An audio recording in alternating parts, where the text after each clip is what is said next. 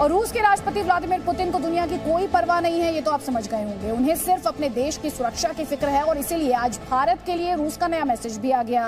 रूस ने इस मामले में भारत से भी साथ देने की अपील की। रूस ने दरअसल भारत से सहयोग मांगा है, लेकिन अब भारत के सामने सवाल यह है कि वो रूस और अमेरिका में से किसे चुने।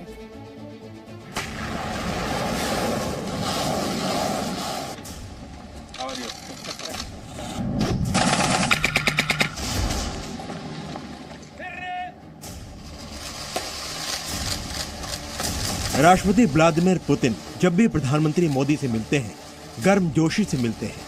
पुतिन और मोदी की केमिस्ट्री काफी अच्छी है। रूस हर मुश्किल वक्त में भारत के साथ खड़ा रहा है। रूस से Bharat S-400 missile defence system भी खरीद रहा है। ऐसे में रूस यूक्रेन संकट पर मोदी सरकार का स्टैंड बहुत मायने रखता है। एक तरफ अमेरिका और पश्चिमी देश पुतिन को खरी खोटी सुना रहे हैं, प्रतिबंधों की छड़ी लगा रहे हैं, तो दूसरी तरफ भारत ने न तो रूस की निंदा की है और न ही यूक्रेन की संप्रभुता की बात की। यानी निष्पक्ष रहकर भी भारत ने रूस का ही साथ दिया है। इसलिए रूस ने भारत के रुख का स्वागत किया और कहा कि आगे भी सहयोग जारी रहेगा। India is playing a vital role of responsible global power. It takes independent and balanced approach to global affairs. And we are enjoying very deep coordination in the Security Council and other multilateral bodies.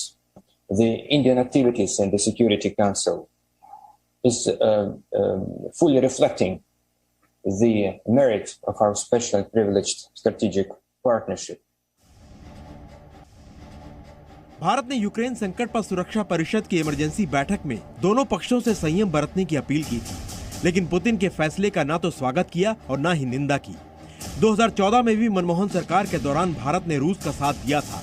तब रूस ने Ukraine पर हमला करके Crimea को रूस में शामिल कर लिया था। आज भी कुछ वैसी ही स्थिति है। भारत अभी तक इस मुद्दे पर निष्पक्ष रुख अपनाए हुए है, क्योंकि अगर भारत रूस का खुलकर समर्थन करता है तो अमेरिका और पश्चिमी देशों की नाराजगी झेलनी पड़ेगी। भारत ने रूस से S-400 सिस्टम खरीदा है, लेकिन बावजूद इसके अमेरिका ने अभी तक भारत के खिलाफ CAATS कानून लागू नहीं किया है। इस कानून के जरिए अमेरिका रूस से रक्षा सौदा करने वाले देशों पर प्रतिबंध लगाता है। दूसरी तरफ भारत अगर अमेरिका का समर्थन करता है तो वो अपने पुराने सहयोगी रूस को नाराज कर देगा। इसकी वजह से रूस चीन के और करीब आ सकता है, जो भारत के लिए ठीक नहीं होगा। इसके अलावा भारत के 50 से 80% तक सैन्य उपकरण रूस में बने हुए हैं। भारत को रूस से स्पेयर पार्ट्स, टेक्नोलॉजी, मेंटेनेंस और आपूर्ति की जरूरत पड़ती है। ऐसे में भारत रूस को नाराज नहीं कर सकता। भारत का रुख हमेशा से यही रहा है कि रूस का ज्यादा से ज्यादा समर्थन लिया जा सके और उसके विरोध से बचा जा सके। ब्यूरो रिपोर्ट, जी मीडिया। और थोड़ी देर पहले हम ये सवाल पूछ रहे थे कि क्या रूस प्रतिबंधों को देखते हुए बैक डाउन करेगा। रूस की तरफ से एक बड़ा स्टेटमेंट आया है। क्रेमलिन द्वारा ये साफ कर दिया गया है कि अमेरिका के प्रतिबंधों के सामने वो झुकने के मूड में नहीं है। रूस के पलटवार के तौर पर इसे देखा जा सकता है, क्योंकि रूस ये कह रहा है कि अमेरिका के प्रतिबंधों का करारा जवाब दिया जाएगा। तो व्लादिमीर पुतिन बैक डाउन करने के मूड में नहीं, पीछे हटने के मूड में नहीं, अपने स्टैंड पर वो कायम, बावजूद इसके ये देखते हुए कि लगातार पश्चिमी देशों द्वारा रूस पर सैंक्शंस का सिलसिला जारी है, लेकिन रशिया अपनी बात पर कायम। व्लादिमीर पुतिन अपने रुख पर कायम है और उनमें नरमी की किसी तरह का कोई संकेत फिलहाल नहीं मिल रहा। यूक्रेन के राष्ट्रपति चाह रहे हैं कि रूस जो है वो बातचीत के टेबल पर आए, लेकिन ये स्टेटमेंट बताने के लिए काफी कि रूस झुकने के मूड में या पीछे जाने के मूड में नहीं है। के बेस में घूमता रहा, ऐसी चीजें भी फिलहाल सामने आई हैं कोटा पुलिस के इन्वेस्टिगेशन में। यहाँ से ये निकला है तो ये पूरा अपनी फुल प्रूफ छिपाव का तौर तरीका अपनाते हुए निकला है, ताकि इसको कोई पहचान नहीं पाए। इसने अपनी स्कूटी को ठिकाने लगा के पुलिस को भ्रमित करने की कोशिश की कि इसका मूवमेंट केशोराय पाटन की तरफ रहा होगा। ये वहाँ उसने लड़की के कपड़े चेंज किए। उसके बाद एक लिफ्ट लेकर के ये नयापुरा बस स्टैंड आया। वहाँ से एक ट्रेवल्स की बस में सीधा हरिद्वार गया और हरिद्वार के बाद गोरखपुर, पटना, बोध गया, न जाने कहाँ पे ये घूमता अंततः जब इसके पैसे ख़त्म होने लगे तो ये गुरुग्राम आया अपनी बहन से संपर्क करने और आर्थिक सहायता प्राप्त करने। इसके बाद इसका प्लान था कि वो कहीं ऐसी जगह चला जाए जहां इसका कोटा से कोई संपर्क नहीं हो और पुलिस को भले ही पूरी जहान में ढूंढती रहे, वो मिले नहीं। एक अंतिम सवाल सर, ये कुल मिलाकर के अब तक जिस तरह से चीज़ें निकल करके आ रही हैं और जिस तरह से इन्वेस्टिगेशन आगे बढ़ रहा है, उसके बाद स्पष्ट तौर पर लग रहा है कि ये बहुत शातिर था और पूरे प्री प्लान के साथ में, बहुत शार्पनेस के साथ में इस पूरी घटना को अंजाम दिया इसने। एक 26 वर्षीय युवक और वो बीटेक किया हुआ हो, एमटेक की पढ़ाई कर रहा हो, जिसके बारे में ये तथ्य जानकारी में आए कि वो बहुत धार्मिक प्रवृत्ति का है, कोई सोच भी नहीं सकता कि इस तरह की शातिर मानसिकता का हो सकता है। एक जो हैबिचुअल ऑफेंडर है वो भी शायद इतने एहतियात काम में नहीं लेता पुलिस के बचाव के जो इसने लिए। इसने कहीं कोई मोबाइल का उपयोग नहीं किया, कहीं अपने निकट जानकार से संपर्क करने की कोशिश नहीं की, कहीं भी ये ठहरा नहीं।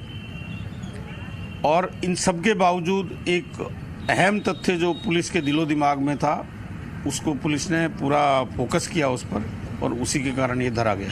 सर, ये तो ये मान करके चल रहा था कि मैं सेफली जितने प्रिकॉशन बरत रहा हूँ, कोई भी इलेक्ट्रिक गैजेट का प्रयोग नहीं कर रहा हूँ, मोबाइल का प्रयोग नहीं कर रहा हूँ, तो मैं पकड़ में नहीं आऊँगा और अपनी ज़िंदगी कहीं दूर गुजर बसर कर लूँगा, लेकिन आखिरकार पकड़ा गया।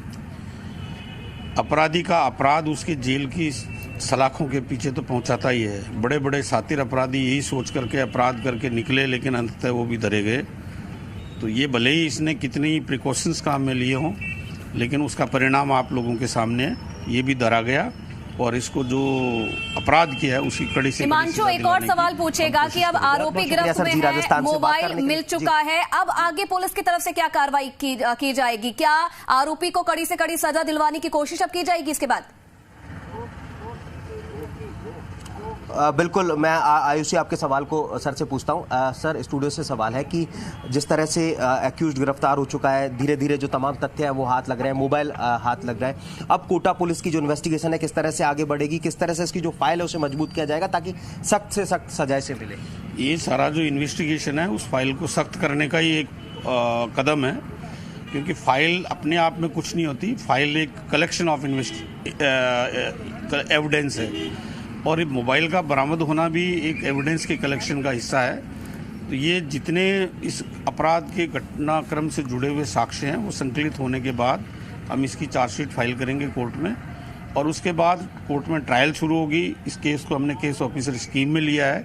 हमारा प्रयास रहेगा कि स्पीडी ट्रायल हो और इसको जल्दी से जल्दी सजा मिले। बहुत बहुत शुक्रिया सर जी राजस्थान से बात करने के लिए। तो कोटा सिटी एसपी केसर सिंह शेखावत, तमाम जो तथ्य हैं वो तेजी के साथ में जुटाए जा रहे हैं और जुटाने के साथ में अब कोशिश ये की जा रही है कि जल्दी से जल्दी। बिल्कुल हिमांशु, और कहीं ना कहीं पुलिस भी अब ये कोशिश कर रही है कि जो परिधि जैन का ये हत्यारा है इसे कड़ी से कड़ी सजा मिले। कोशिश लगातार जारी है। और चलिए, बहुत धन्यवाद आपका तमाम तस्वीरें दिखाने के लिए और अपडेट देने के लिए। और चलिए आगे बढ़ेंगे एक बड़ी खबर के साथ। तो जयपुर से बड़ी खबर है, युवक का अपहरण का ये मामला है। युवक का अपहरण कर कार में उसके साथ मारपीट की गई है। प्रतापनगर थाना इलाके की घटना बताई जा रही है और पीड़ित के परिजनों ने थाने में मामला दर्ज करवाया है। बदमाशों की तलाश में पुलिस जुट चुकी है। तो बड़ी खबर इस वक्त की जयपुर से, युवक का अपहरण कर उसके साथ कार में मारपीट की गई है, जिसकी शिकायत युवक के परिजनों ने दी है। प्रतापनगर का मामला ये बताया जा रहा है।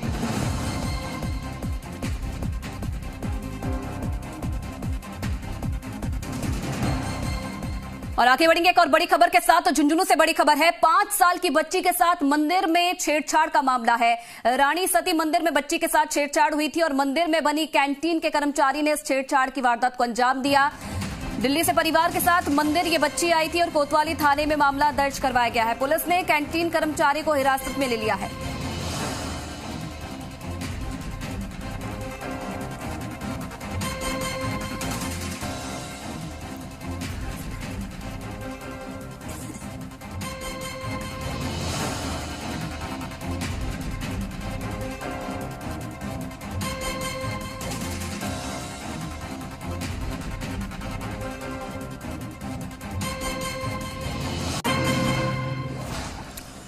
और एक और बड़ी खबर, तो बीजेपी विधायक दल की सुबह 10 बजे बैठक और सदन में आगे की रणनीति पर इस बैठक में मंथन होगा। विधायकों को दिए जाएंगे आईफोन, सरकार को वापस लौटाने के निर्देश।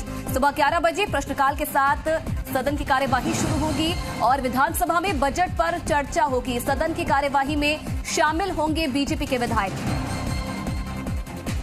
तो बड़ी खबर, बीजेपी विधायक दल की बैठक आज होनी है। क्या कुछ रणनीति विपक्ष की अब आगे सत्र में रहने वाली है, इसे लेकर चर्चा की जाएगी। साथ ही साथ जो निर्णय लिया गया है बीजेपी की तरफ से आईफोन वापस लौटाने का, उस पर भी बात होगी।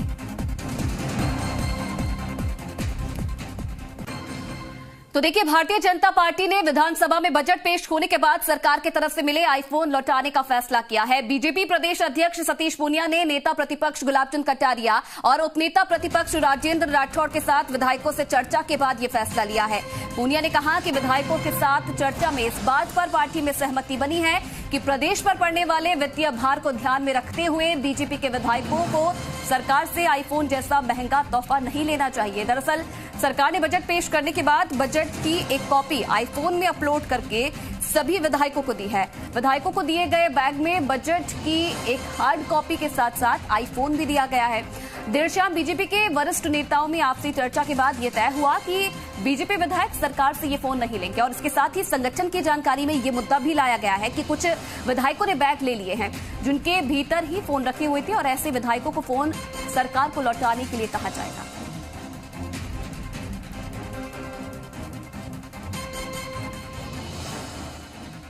और इधर बीजेपी प्रदेश अध्यक्ष के बयान पर बवाल बचा हुआ है और आज 11 बजे कलेक्ट्रेट सर्किल पर यूथ कांग्रेस का विरोध प्रदर्शन देखने को मिलेगा। कांग्रेस ने कहा कि महिलाओं से पूनिया माफी मांगे। आपको बता दें कि पूनिया ने बजट की काली महिला से तुलना की थी और इसका गुस्सा अब कांग्रेस में देखा जा रहा है और इसी को लेकर आज प्रदर्शन भी कलेक्ट्रेट पर किया जाएगा। आज 11 बजे कलेक्ट्रेट सर्किल पर यूथ कांग्रेस की तरफ से यह प्रदर्शन किया जाएगा और यह भी मांग की गई है सतीश पूनिया से कि अपने इस बयान पर महिलाओं से वो माफी मांगे।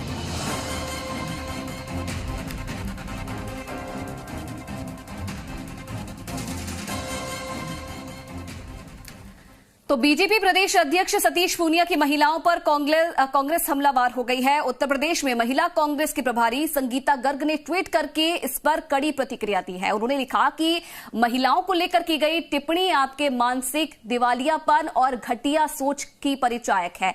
इससे यह साबित होता है कि बीजेपी महिला विरोधी है। महिलाओं पर आपकी रंग भेद की टिप्पणी भारतीय संस्कृति और महिला जगत का अपमान है। पूनिया को माफी मांगनी चाहिए।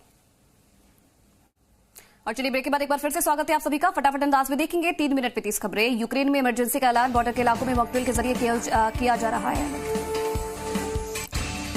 रूस ने संयुक्त राष्ट्र महासभा में यूक्रेन के दावों को किया खारिज। यूएन महासचिव के बयान पर भी जताई नाराजगी। 3 मार्च तक ईडी की रिमांड में रहेंगे नवाब मलिक। नवाब मलिक की गिरफ्तारी के खिलाफ आज 10 सरकार की मंत्री करेंगे प्रदर्शन। हिजाब विवाद पर आज भी कर्नाटक हाईकोर्ट में होगी सुनवाई। भगोड़े माल्या, नीरव और चौकसी से वसूले गए 18,000 करोड़ रुपए बैंकों को लौटाए गए। यूपी में 5वें चरण के लिए बीजेपी ने झोंकी ताकत। आज बहराइच और बस्ती में प्रचार करेंगे गृहमंत्री अमित शाह। बजट के बाद गहलोत सरकार ने दी विधायकों को आईफोन 13 की सौगात। राजस्थान रोडवेज, आरटीडीसी और मंत्रालय कर्मचारियों ने मुख्यमंत्री अशोक गहलोत के बजट पर खुशी जताई है। बजट में पुरानी पेंशन स्कीम लागू करने पर लोगों में खुशी देखी जा रही है। सीएम गहलोत के बजट पर कांग्रेसी कार्यकर्ताओं में खुशी देखने को मिल रही है। बजट में जायल को नगरपालिका की सौगात, ग्राम पंचायत जायल को नगरपालिका और सीएचसी पीएमओ में क्रमोन्नत किया गया है। बजट में डेगाना विधानसभा क्षेत्र को एक साथ मिले 2 रिको औद्योगिक क्षेत्र।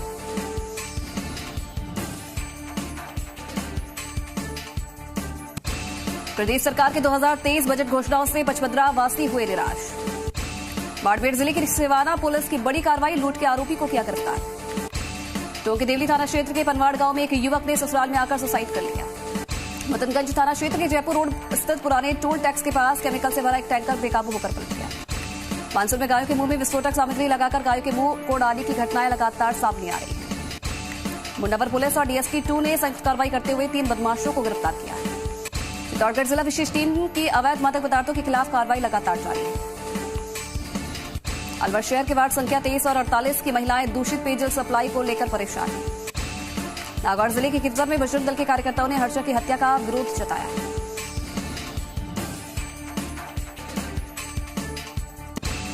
देवपुरा पंचायत में हुए चिरंजीवी स्वास्थ्य शिविर का आयोजन, 284 मरीजों की स्क्रीनिंग कर उपचार किया गया। महिला अपराध विशेष अनुसंधान प्रकोष्ठ ने नाबालिग से अपहरण और सामूहिक दुष्कर्म मामले में 1,000 रुपए के नामी बदमाशों को गिरफ्तार किया है। उदयपुर सेंट्रल जीएसटी टीम की एंटी एविडेंस शाखा की बड़ी कार्रवाई देखने को मिली है। किरवाड़ा थाना परिसर में हुई व्यापारियों की बैठक, थानाधिकारी ने कस्बे में जाकर दिए निर्देश। नागौर जिले के 8 ब्लॉक की 200 साथिनों का आवासीय प्रशिक्षण हुआ आयोजित। राजसमंद के नाथद्वारा में श्रीनाथ मंदिर में श्रीनाथ जी का 350वां पाटोत्सव मनाया गया। 12 के अंतर में देवनारायण जयंती पर निकाली गई बगड़ावत शोभा यात्रा।